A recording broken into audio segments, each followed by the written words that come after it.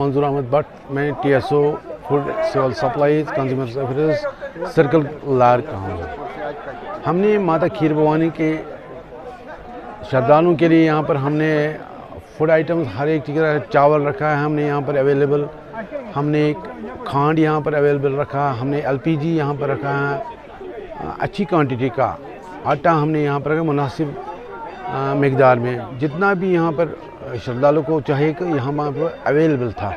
और लोग यहाँ पर आए खुशी खुशी से, यहाँ से चीनी भी लिया, आटा भी लिया, थोड़ा बहुत चावल लिया, LPG भी तकरीबन 150 LPG सिलेंडर हमने यहाँ पर लंगर वालों में तकसीम किए। बहुत सारे श्रद्धालु आए, उन्होंने यहाँ से चीनी लिया, माता खीर भवानी के बेद चढ़ाए। तो हमारी तरफ से पूरी यहाँ पर कोशिश रही और डिपार्टमेंट ने, रेवेन्यू डिपार्टमेंट ने हमारे यहाँ पर कंबल्स भी किए। तो 2 दिन से हम कंबल्स, जब से मौसम यहाँ ख़राब हुआ तो कंबल्स भी हम लोगों को देते रहे यहाँ पर हायर सेकेंडरी स्कूल में। उसके लिए भी हमारा स्टाफ यहाँ पर मौजूद था। ये सुविधा हमने यहाँ पर रखी थी।